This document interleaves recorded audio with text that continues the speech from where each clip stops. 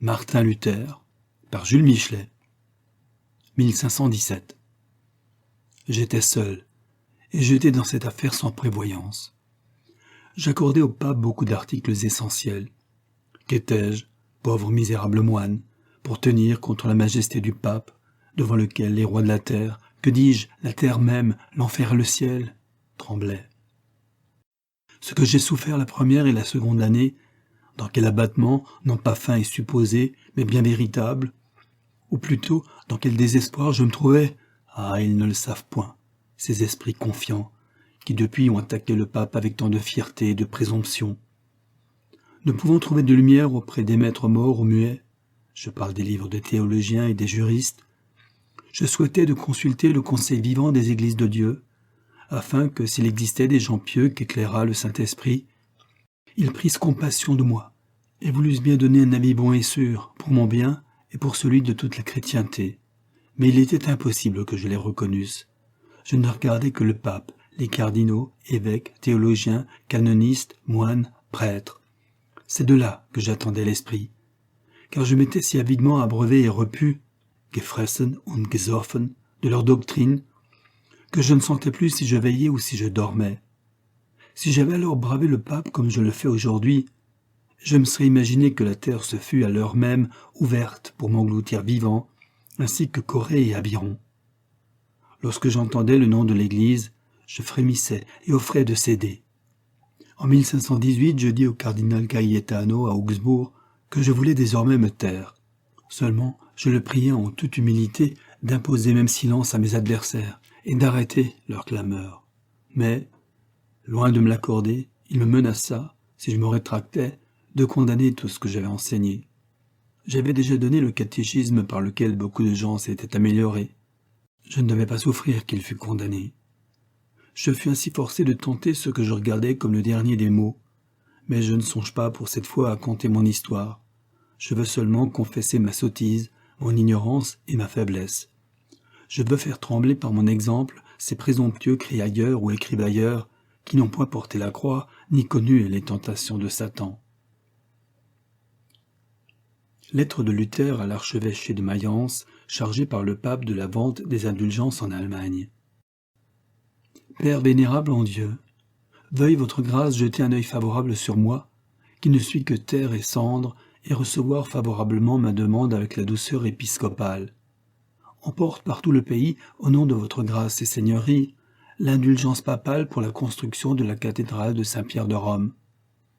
Je ne blâme pas tant les grandes clameurs des prédicateurs de l'indulgence, lesquels je n'ai point entendu, que le faux sens adopté par le pauvre, simple et grossier peuple, qui publie partout hautement les imaginations qu'il a conçues à ce sujet. Cela me fait mal et me rend malade. Ils croient que les âmes seront tirées du purgatoire dès qu'ils auront mis l'argent dans les coffres. Ils croient que l'indulgence est assez puissante pour sauver le plus grand pécheur, celui, c'est leur blasphème, qui aura violé la sainte mère de notre Sauveur. Grand Dieu, les pauvres âmes seront donc, sous le sceau de votre autorité, enseignées pour la mort et non pour la vie. Vous en rendrez un compte terrible, un compte dont la gravité va toujours croissant. Qu'il vous plaise, noble et vénérable Père, de lire et de considérer ces propositions où l'on montre la vanité de ces indulgences que les prédicateurs proclament comme chose tout à fait certaine. Luther raconte lui-même son entrevue à Augsbourg avec le cardinal Cayetano, chargé par le pape d'examiner sa doctrine et d'obtenir sa rétractation.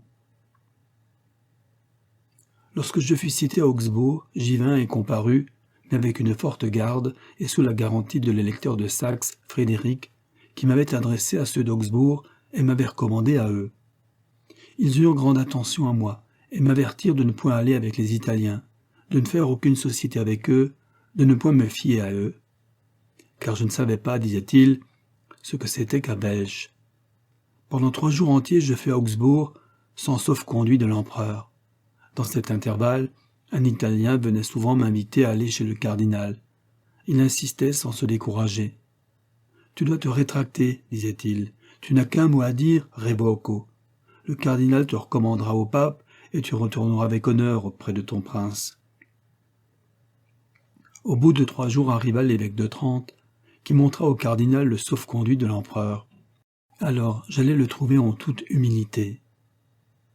Je tombais d'abord à genoux, puis je m'abaissai jusqu'à terre et je restai à ses pieds. Je ne me relevai que quand il me l'eut ordonné 3 fois. Cela me plut fort, et il espéra que je prendrais une meilleure pensée. Lorsque je revins le lendemain et que je refusai absolument de rien rétracter, il me dit « Penses-tu que le pape s'embarrasse beaucoup de l'Allemagne ? Crois-tu que les princes te défendront avec des armes et des gens de guerre ? Oh non. Où veux-tu rester ? » « Sous le ciel, » répondis-je. Plus tard, le pape baissa le ton et écrivit à l'église, même à maître Spalatinus et à Pfeffinger, prédicateurs de la cour électorale et conseillers de cabinet, afin qu'ils me fissent livrer à lui et insistassent pour l'exécution de son décret. Cependant, mes petits livres et mes résolutionnes allèrent, ou plutôt volèrent en peu de jours par toute l'Europe. Ainsi l'électeur de Saxe fut confirmé et fortifié. Il ne voulut point exécuter les ordres du pape et se soumit à la connaissance de l'Écriture. Si le cardinal eût agi avec moi avec plus de raison et de discrétion, s'il me reçut lorsque je tombais à ses pieds, les choses n'en seraient jamais venues où elles sont, car dans ce temps je ne voyais encore que bien peu les erreurs du pape. S'il s'était tu, je me serais tu aisément.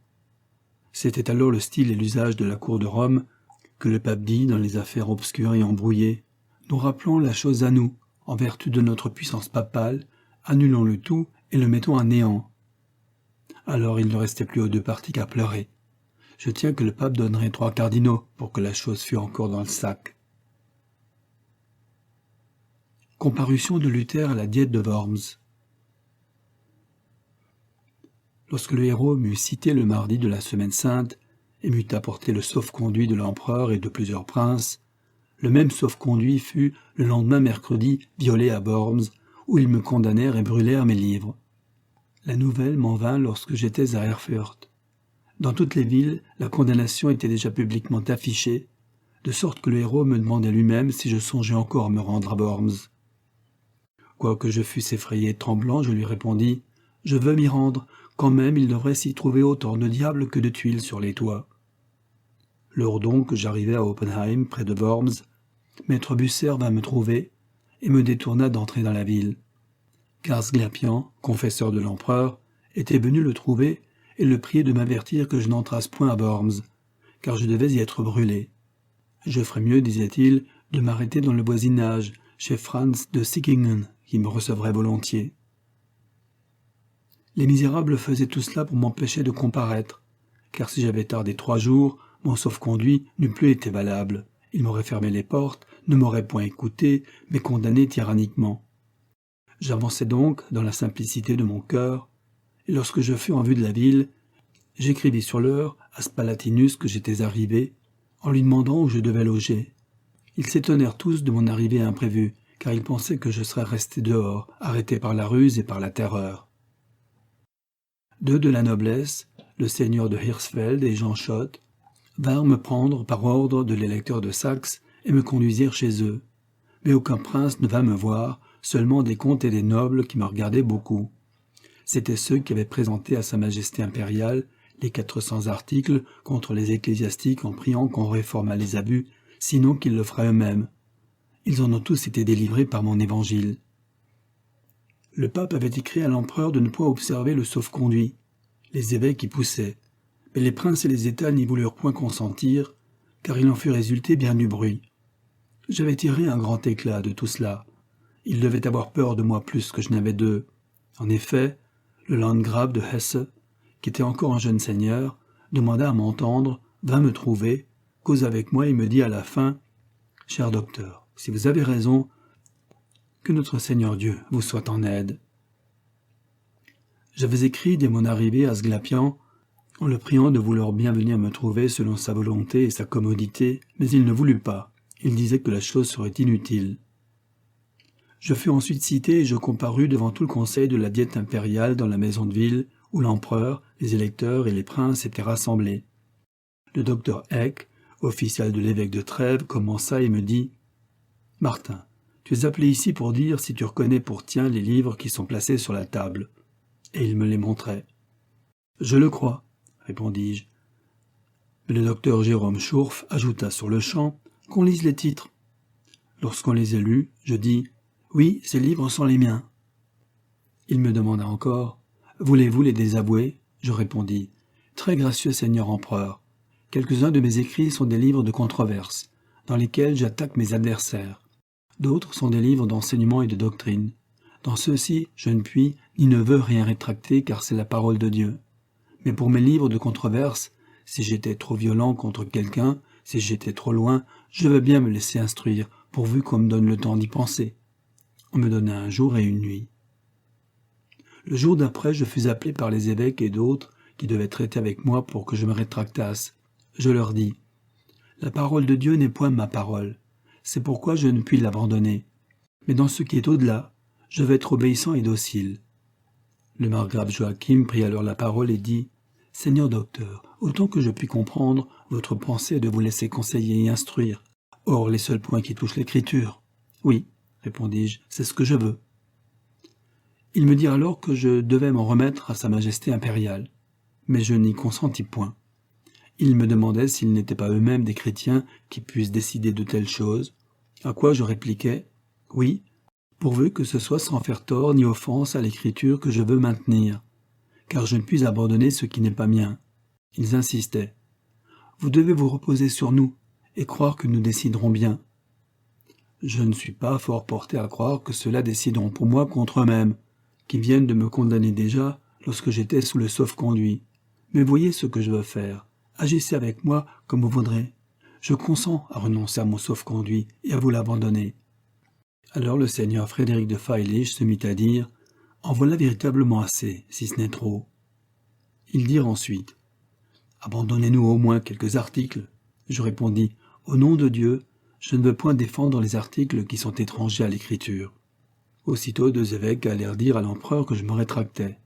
Alors l'évêque X envoya vers moi et me fit demander si j'avais consenti à m'en remettre à l'empereur et à l'empire. Je répondis que je ne le voulais pas et que je n'y avais jamais consenti. Ainsi, je résistais seul contre tous. Mon docteur et les autres étaient mécontents de ma ténacité. Quelques-uns disaient que si je voulais m'en remettre à eux, ils abandonneraient et céderaient en retour les articles qui avaient été condamnés au concile de Constance. À tout cela, je répondais « Voici mon corps et ma vie. » Kochleus, Korlefl, vint alors et me dit « Martin, si tu veux renoncer au sauf-conduit, je disputerai avec toi. » Je l'aurais fait dans ma simplicité. Mais le docteur Jérôme Schorf répondit en riant et avec ironie « Oui, vraiment, c'est cela qu'il faudrait. Ce n'est pas une offre inégale. Qui serait si sot ?» Qui serait si sot? Ainsi je restais sous le sauf-conduit. Quelques bons compagnons s'étaient déjà élancés en disant « Comment, vous l'emmèneriez prisonnier? Cela ne saurait être. » Sur ces entrefaites, vint un docteur du margrave de Bade qui essaya de m'émouvoir avec de grands mots. Je devais, disait-il, beaucoup faire, beaucoup céder, pour l'amour de la charité, afin que la paix et l'union subsistassent, et il n'y eut pas de soulèvement. On était obligé d'obéir à la majesté impériale, comme à la plus haute autorité. On devait soigneusement éviter de faire le scandale dans le monde.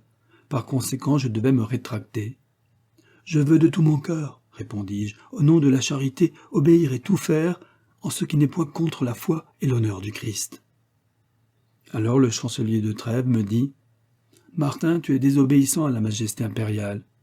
C'est pourquoi elle t'est permis de partir sous le sauf-conduit qui t'a été donné. » Je répondis « Il s'est fait comme il a plu au Seigneur.